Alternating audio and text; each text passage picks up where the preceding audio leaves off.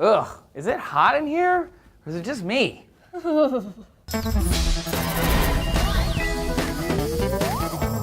Hey everyone, thanks for watching G-News. I'm Julia. And I'm Trace. Humans are warm-blooded, so you'd think that we would be warm all the time, but that's actually not what warm-blooded means. There are those of us who are, well, cold all the time, but that doesn't mean we're cold-blooded. Cold-blooded animals' body temperatures are subject to the temperature of the room they're in, whether that's the forest, sitting in the sun, or hanging out in a cozy kitchen. On the other hand, warm-blooded animals have the ability to internally regulate their body temperatures independent of their environment. It's called being homeothermic, and it's common in mammals. Humans average around 98.6 degrees Fahrenheit, cats and dogs hover around 101 or 102, dolphins are around 95, lions are over 102. But note that I said average. Body temperatures can range, and in humans, women are usually colder than men, and older people are colder than younger. Temperature regulation starts in the brain and is controlled by hormones. The brain takes into account the body's core temperature and the temperature of the outer skin. Fatter people tend to feel warmer because their core organs are all toasty,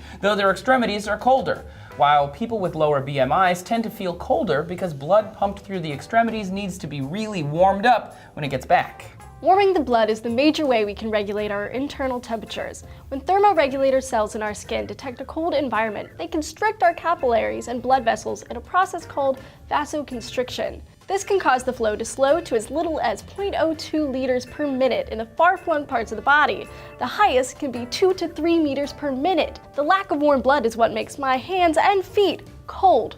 And yours too. Yes, which of course has to do with the amount of body fat, but also has to do that women's bodies work harder to keep their core body temperature up in comparison to men. This leaves fewer energy resources to warm the extremities. Human biology dictates that men tend to have more muscle mass and women tend to have more fat. The working of muscle generates heat while fat cells store it. Researchers at the University of Utah measured the temperatures of men and women's hands and found men's hands were 90 degrees on average, while women's were 87.2. And a study in The Lancet found the hormone estrogen is part of this temperature regulation system too, which is a whole other bag of cats. During the menstrual cycle, a woman's body can change as much as 1.8 degrees Fahrenheit, which is a huge difference when you're talking about the core temperature of a human. Age, diet, exercise, and sleep will also affect body temperatures and the amount of warm blood getting to our extremities. People who are more active tend to have warmer hands and feet overall than those who don't. People who smoke have more vasoconstriction, cooling the extremities. When you fall asleep, women's body temperatures lower more rapidly than men's. Of course, some of this is person-to-person dependent. My feet are frozen at night, but during the day, I'm always hot.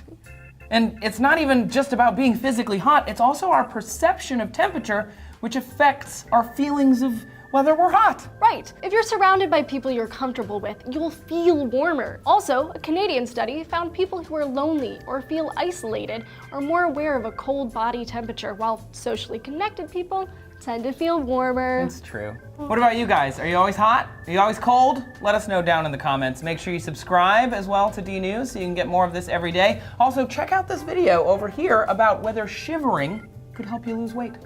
Yeah. Thanks for watching D-News. See you later, guys. See you next time.